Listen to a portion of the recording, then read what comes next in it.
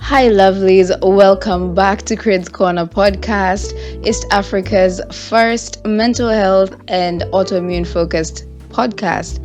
And I'm your host, Crid. So, today I would like to give a quick PSA. After my last video, I have gotten quite a lot of feedback, and thank you that you're also concerned about me. Thank you. I'm alright. I am managing somehow.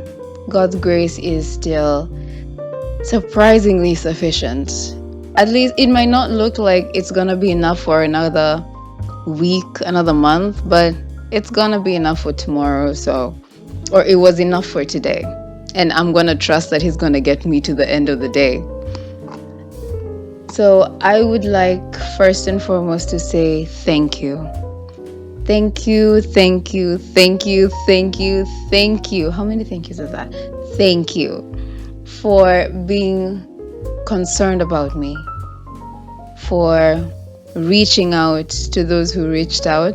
I did not expect those many messages, especially from people who I haven't spoken to in quite a while. So I'm glad that even though we're not speaking, not that we have an issue, but we're not talking much, you still care enough to check in on me. So for that, thank you. Now, I would like to give a quick update because I did promise an update in the last episode, which was only published on YouTube. So this time it's on both YouTube and on Spotify. I do hope to put up the podcast on a lot of other platforms. But here's the PSA. Here's a quick update, the quick announcement. I am managing. I don't feel great. I'm not there yet. But God's still holding me. That's the thing. He's still holding me, and He's being so gentle with me. He's,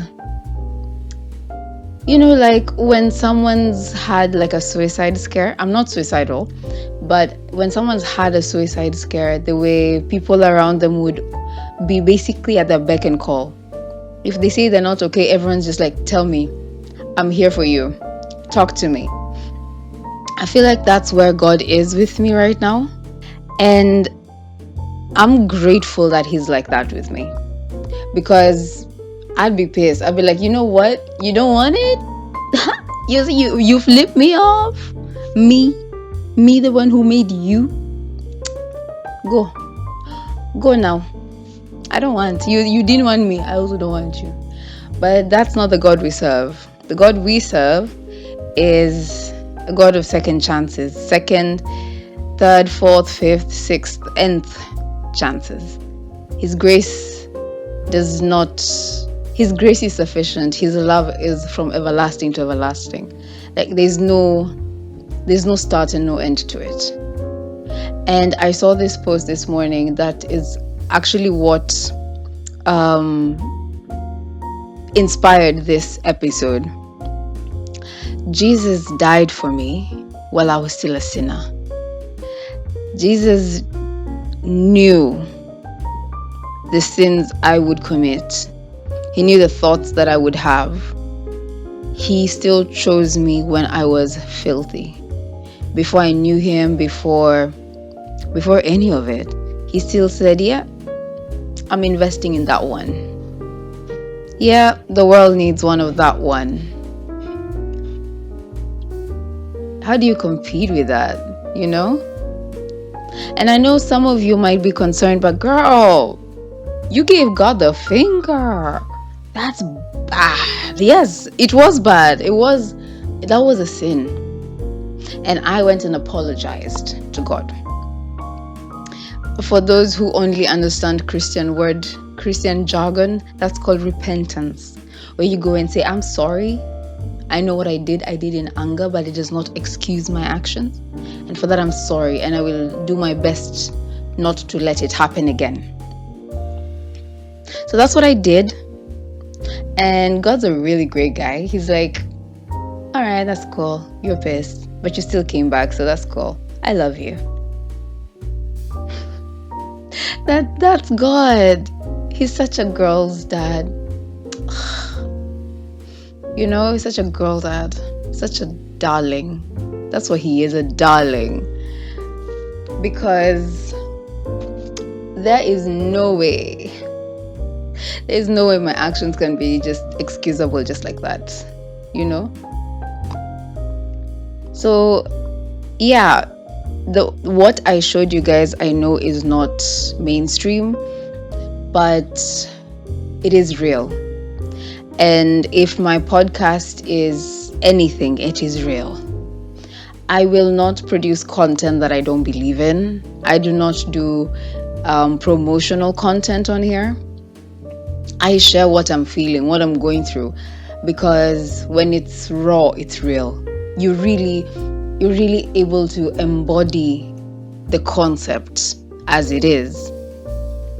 And I don't know, I feel like that is worth something. I feel like that is worth something. And hey, you might be like, that's very unchristian. That's very ungodly. God's frowning at you. Of course, God frowns when you walk away. Any parent would feel bad seeing their child walk away from the ways that they have been raised, the things that they have been taught. So yeah, God does frown, but it's not frowning in disappointment. It's frowning in sadness. Like, come on, I love you. I'm giving you all this so that you can have a good life. I know it doesn't look good right now, it doesn't feel good, but I promise you're gonna like it. It's like working out. It's not fun. The discipline, lifting weights, pushing yourself, running, all that stuff. It's not pleasant. You just wish you could just wake up, rock hard abs, nice sculpted arms and a back that just ripples when you stretch. Yeah, we all want that. We want that booty that looks like a BBL. Nice sculpted Greek god. That's what we want. You just want to wake up and get that. But you have to go through the process and the training, and within the training you get the discipline that you will need to maintain the result. That's how Christianity works. Doesn't mean I'm not going to say I'm going to quit. I'm going to say it. I'm going to say it a lot. I'm going to say it, and there's nothing you can do about it. But I'll still find myself the next day waking up and doing the same thing. Going on the same thing. I said I was going to quit because it was too hard. Remember the way in high school, coach nasema, next time, na transfer next time. This is that. Na transfer, and you end up finishing Form 4 there. Yes, this is what that is. So, yeah, things are still not great. Things are still a little strained. But here's the thing. Here's how this is the thing that makes me really know that I'm on the right path. God's still reaching out to me. Like, God talks to people in different ways, okay? So for some people, they get visions. For some, in dreams. Others get visions while they're awake, which is crazy. Because I would not be able to differentiate between like a maladaptive daydream and a vision. I think maybe I'm having hallucinations. So there are others who God speaks to through the word of God. Like when you're reading the Bible, the words kind of like you feel the Spirit interpreting those words in a certain way to you. So God speaks to people in different ways. For some, maybe, and here's the thing, God will speak to you in a way that is unique to you. The same way someone understands things better when they see images. Others, they need to listen. Others need to write it down. So that's the same way God will reach out to you. He won't use someone else's method in you. So just keep that in your mind. You're not behind. And just because you're not getting visions in your dreams does not mean God's not talking to you. Okay? Your system is just different. And one of mine is music. Now on Spotify, I have this day list where Spotify gives you recommendations based on your listenings at that particular time of day on that particular day of the week. So it could be, now this is your Monday morning, because today's a Monday morning vibe, then have my Monday afternoon, and then actually on the way home from work, I was listening to my Monday evening. So this one will go up to about maybe 9 p.m. Then I get my Monday night, then Tuesday early morning, and so on and so forth. Usually the playlist is about 3 to 4 hours long, based again on how much I listen to music at that particular time of day.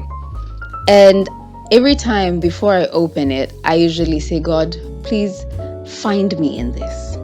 Let me feel you, talk to me. Inviting God is one very good way to get God to talk to you. He likes feeling wanted, and that's what Christianity is. Yes, God has the ability to make you do things. He has that ability. He made you, he can unmake you. Very easy for him. He doesn't even need to say it. He just needs to think it, will it, and it is done. But the thing is, he's a dad, not a dictator. So he wants you to choose him. You know? Well, maybe we can do that for another episode, where I explain to you what really Christianity is, how God really works. This is a personal interpretation, so with a pinch of salt, okay, babes? Pinch of salt. So that aside, so I will table that for another time. Yeah, tabled. Tabled? Shelved. So that being said, when I invite God into these activities, I ask God, please find me. I feel far away from you right now, so please talk to me. I can hear you. Or things are so noisy, my world is so busy, I'm so held up, my schedule is packed, work, church, family, social interactions, networking. There's just so much you're doing that it feels like there's not enough time for you to sit down and be quiet with God. Ask him to meet you there. Tell him to meet you while you're washing clothes. Tell him to meet you while you're walking to the shop to buy tomatoes. Tell him to meet you there, where you are. And best believe he will, because he feels so nice, like, oh, she wants me back. Oh, she wants to be around me again. I know she was pissed, but okay, I forgot that already. So now I want to hang out. I want to have a good time with you. That's how God is. He's such a sweetheart, you know? So as it is, God is meeting me in these places and he's using these songs. I respond very well to music. For me, like when people were cramming things in high school, I worked with song mnemonics. So I would take a concept, put it in a song, and then I'd be able to remember things. I don't do cramming. It just cannot happen. It just doesn't work. So I work very well with song. I'm able to encourage myself through song. I'm able to comfort myself through song, because it is not just words. It's like it harmonizes with my soul. Oh, that's nice. That is very poetic. Yes, it harmonizes with my soul.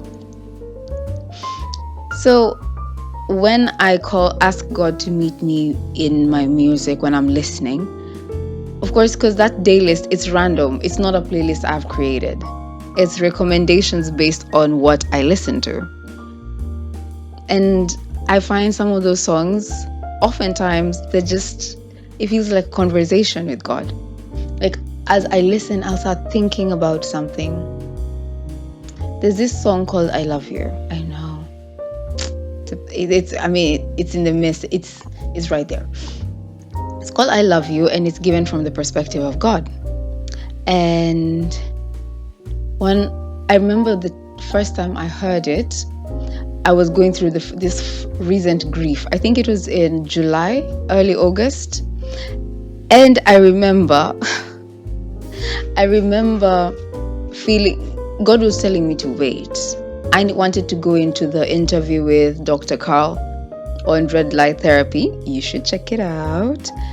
I was so ready to go into that episode, but God kept bringing these roadblocks. And then I realized God is telling me to wait.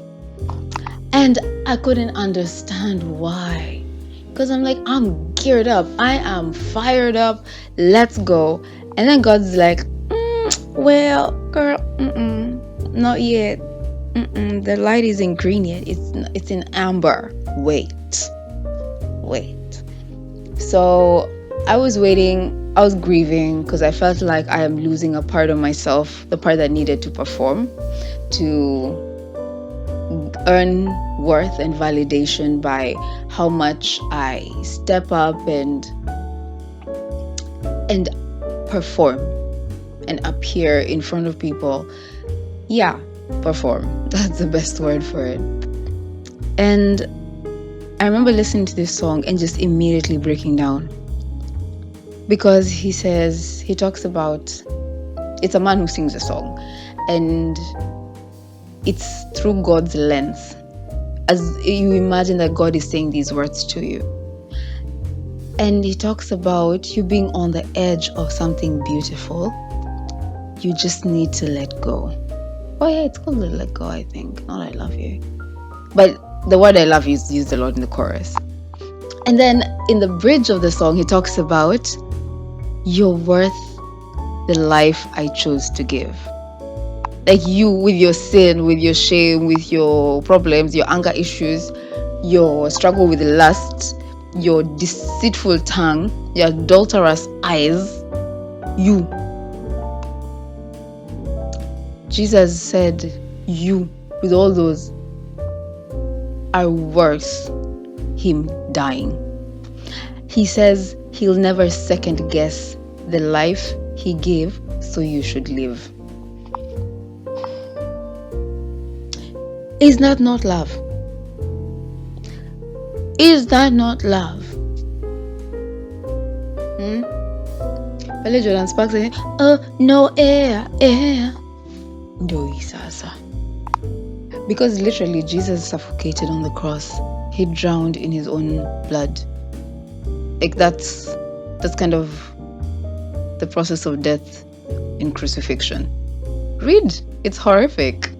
What Jesus went through. Oh, it's nauseating what they did to him. Yeah, you'll feel bile in your throat when you read the historically accurate crucifixion. Yeah. So yeah, you are loved. And when I ask God to meet me in my music, he does. He sends me words or songs that echo his words, his promises, his love. And he's been meeting me there. So maybe I am not at my best. Maybe things could be better. But I'm not so alone. At least not anymore. And I'm not moving forward yet.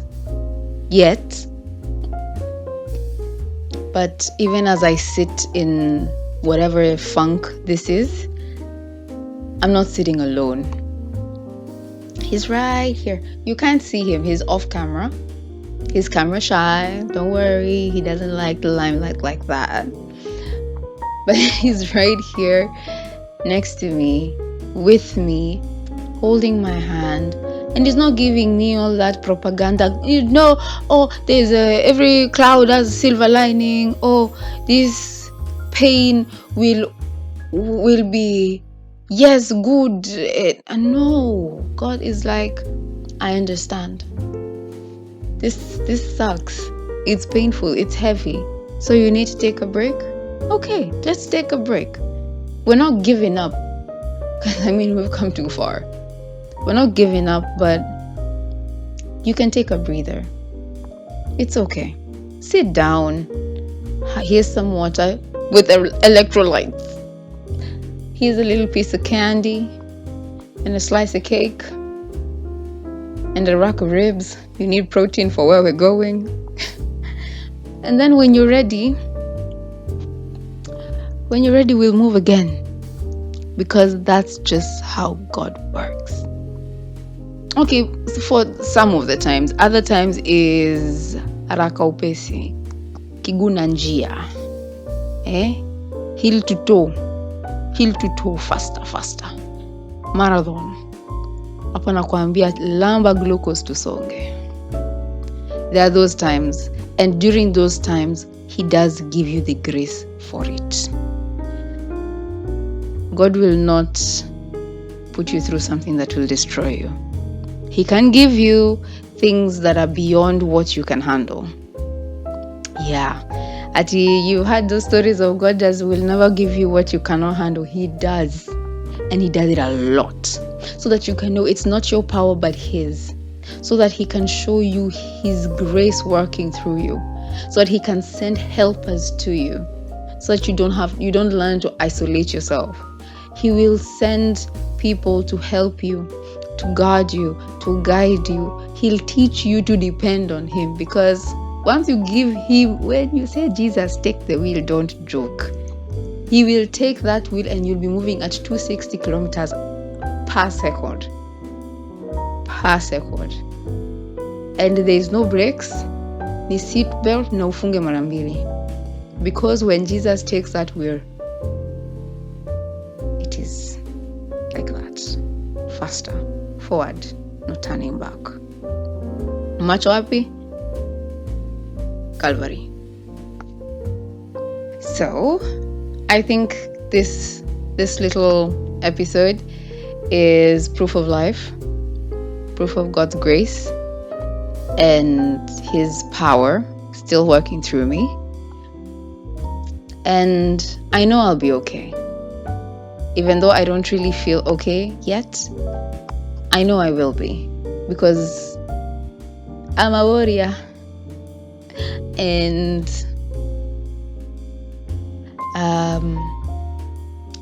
God just will not bring you this far to let you go. He who began the good work in you will bring it to fruition. Okay?